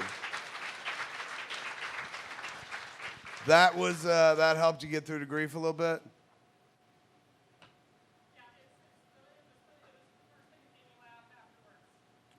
That means the world, man. I mean, I do this in the other show a lot, but I'm going to say it here, man. Anybody can record a podcast. Like, nobody's stopping anybody from doing it. You don't have to have fucking talent or skill whatsoever. You need a phone That's about it. And everybody's got one of those, and you could record on that or a laptop or something like that. And the reason I encourage people to do it, A, it's fun. Self-expression is like the greatest gift you have as a person, man. The prism through which you see life, man, that's your voice. And your voice is the only currency that you truly have to spend in this life. So I always encourage people, like, do podcasts. But one of the reasons I say to do it is periodically, God bless you, if you do a lot of them, man. And in these podcasts, you can talk about whatever the fuck you want. You don't have to try to help people. You talk about whatever you want. If you do enough of them, sooner or later, a moment like this happens where somebody's just like, some shit that you said with your friends really helped me at a moment that I needed it, man. Like, we all have the answers that we all need. You know, most of us kind of like, or traditionally, our parents, our grandparents, and some of us still, you know, look to people in funny outfits for the answers, either the clergy or fucking politicians or clowns. But really, we all got the answers, man. It's just we don't really talk to one another. We're very isolated. The internet makes us even more so and stuff because we put a version of ourselves out there, but not the version of ourselves out there that fucking matters. So I'm not stupid enough to be like, we should all hold hands and kumbaya and talk to one another. It's never going to fucking happen. But you could still share of yourself with self-expression and whatnot by doing a podcast. It's a way to communicate with others without communicating with others, you know, at the same time. And this is a moment like that comes from that. Like, that does it for me, man. Like, that's why I do it. Like, I began doing it because I was like, I could say whatever I want on a podcast. This is fun. But the moment this happened to me once before, and this has happened many, many times, thankfully, over my life, the first time somebody said, oh, my God, your fucking podcast got me through this or did this or something, that's when I was like, oh, shit, now I want to keep doing it. That's the fuel that makes me want to do it because it's useful to somebody. It's free and it's fucking useful. And it becomes a stopgap in somebody's day, man. I'm not just saying mine. I'm saying all y'all's. Anybody who records a podcast, you record enough of them, sooner or later, this will happen to you where somebody's like, you said some shit on some day, on some podcast, you probably don't even remember, but my God, it made all the difference in my fucking life. You can make the difference in somebody's life that fucking easily, man. All you have to do is share of yourself. So I'm glad folks got to see this moment, man. I'm so fucking glad you shared that. It means the world to me. But I'm just going to use it as a teaching moment right now to just be like, that could be you and somebody else, man. Like, that happens on a regular basis if you kind of put yourself out there and share. Just think about it. Your experiences in life are not the same as his, mine, hers, his. So you've done things others haven't and felt things others haven't yet, and maybe encountering them and don't know what to do in those situations with those feelings and stuff. Sometimes it helps to hear total strangers sitting around talking about it. And I'll give you another reason to go out and record a podcast. I guarantee you somewhere across the course of your lifetime, you have watched television or listened to the radio and heard somebody fucking talking and going on at great lengths and blabbing, and you've had this thought, I'm smarter than that person, I'm funnier than that person. You're probably thinking it right now. And you're absolutely fucking right, man. But in order to get there, you have to share. Nobody's ever going to knock on your door and say, hey, man, tell me about yourself and your world and let me know what's in your head and heart and shit. You got to make that first step yourself. You do, it's rewarding twofold. One, you get to say whatever you fucking want, and getting shit off your chest will keep you fucking young, keep stress out of your life. Number two, you could fucking have this moment, man. I don't just mean the moment of feeling good. I mean, that helped somebody. Like, knowing the bullshit me and my friends sit around and do fucking helped somebody, that's why you do it, man. Like, I like the money, don't get me wrong, but there ain't no money in podcasting, to be honest with you. You do it because you can, and then you keep doing it because that becomes the fuel. That becomes the thing where you're like, fuck, man, I'm glad. I'll never, like, look, I love all this fucking superhero shit. Obviously, I'm a 45-year-old man still talking about people in their pajamas and shit like that. Obviously, I love superheroes, and there's a reason. There's a moral code, man. They're just there to fucking help. There's a moment in Civil War, which is beautiful as shit, man, when Tony Stark's talking to Peter Parker about, like, why are you doing this, kid? And he mumbles through a bunch of shit, but ultimately it's like, I just want to help the little guy and shit. I just want to help out. I don't have enough courage to be a real hero. If I did, I'd go be a police officer or something like that, but I'm too self-interested, and I'm always looking out for my own fat ass, so I can't be that person that I would most love to be in life, the people that I read about in those books. But in this one tiny fucking small way that doesn't really even put me off or anything like that, I don't have to go to my way to be that person. I can be a hero in that tiny fucking moment, man. You could all do that. Everybody here could do that, man. So I'm glad you listen to us and shit like that, but like, it's way fun to listen to a podcast. It is way more fun to record it yourself. And for you, my friend, like, my heart goes out to you for the pain you felt, but man, start recording. You've got something to say, man. You've got a story. The fact that you could stand up and talk about that, you got to record a podcast. Everybody in this room should record a room. Quick fucking poll. By show of hands, how many people in this room already have a podcast? Put your hands together real quick. Pretty fucking good. Have you ever been in the room with that many broadcasters in your life? And you are, man. That's like that's legit broadcasting right there. Next time we come back, and we will come back and do the show again here. Next time we come back and I ask that question again, I want to hear double the amount of fucking applause, man. Because you could have that right there. You could help somebody out. And if you like this comic book shit like I do, then you fucking feel that as well. You like helping people, man. But you don't want to go out of your way. I get it. I'm self-interested as well. But if you could do something to help somebody where it doesn't really take it, it's no skin off your ass, as they say, that's a double beautiful thing. I did that once for Jason Mewes, man. Jason Mewes once did a Q&A with me in Kentucky after the Jay and Silent Bob Super Groovy cartoon movie. And we were doing Q&A, and somebody asked him, hey, man, if you were ever not Jay, like if you didn't wind up being Jay in these movies and this wasn't your job for a living, what did you most want to do with your life?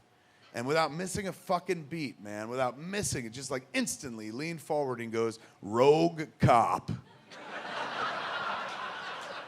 And I was sitting next to him and I'm laughing because I'm like, I've known you fucking 30 years. I've never heard you say that. Why rogue cop? And he's like, I can't play by their fucking rules. So it was a really sweet moment, and I remembered it, and I just filed it away because I'm like, rogue cop. He was fucking serious. He wasn't even trying to make people laugh. That's what he believed in his heart and soul. Couldn't just be a normal cop. Wanted to be a rogue cop and shit.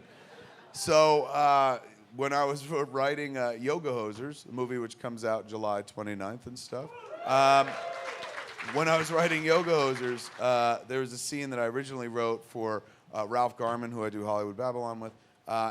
He was a character in Tusk, a Detective Garman. We were bringing him back in Yoga Hosers, same character, but he got a boost, promotion, so he was Commissioner Garman.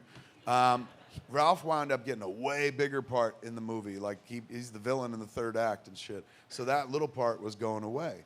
And Jason Mewes wasn't in Yoga Hosers, and he desperately wanted to be in it. He was supposed to, at one point, play the villains, the Bratzies. The villains of Yoga Hosers are 1 foot tall Canadian Nazis made of bratwurst. We call them Bratzies. He didn't wind up playing them. I wound up playing them and shit, so I'm a little dick throughout the whole movie. He was like, I want to be in the flick, dude. I want to be in a scene with Jump Street. That's what he calls Depp all the time. And I was like, number one, don't call him that to his fucking face. I said, but number two, like, we had you in the movie, but you couldn't do it and shit. Like, I get it, but like, everything else is cast. And he's like, what about that part Ralph was going to do, man? There's a cop that brings Johnny Depp to the fucking station, man, in the interrogation room, and brings him to the girls. He's like, what if I could play that? Ralph's not playing it. And I was like, I was just going to like cut that part of the scene and just start the scene in the interrogation room. He goes, please, dude, that would give me a chance to work with Jump Street. And I was like, let me think about it. I went home that night and I looked at the scene because I was just going to cut that part of the scene and just start the scene later. But then I thought about that Q&A. And I was like, oh my God, it's no skin off my ass. With a few strokes of a key on the fucking laptop, I can make that motherfucker's dream come true. So I took the character and I changed the name from Cop to Rogue Cop.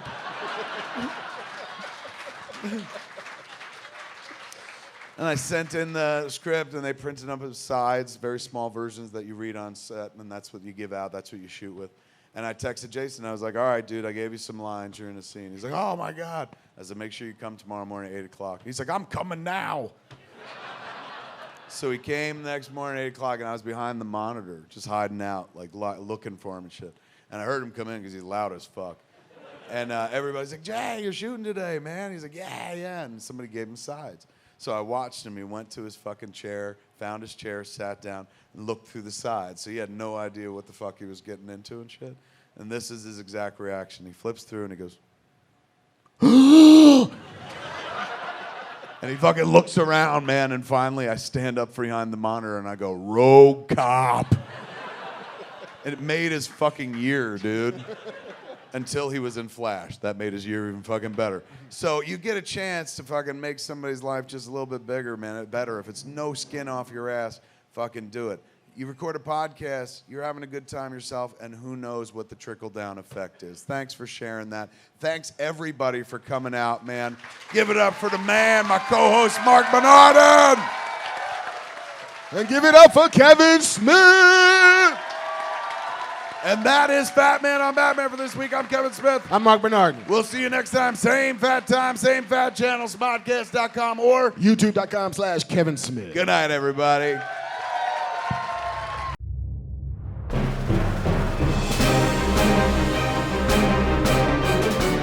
Hey man, it's me, Kevin Smith. Thanks for watching. Do me a favor, click that thing below that says subscribe. Every time you click that, you save a baby kitten from murder.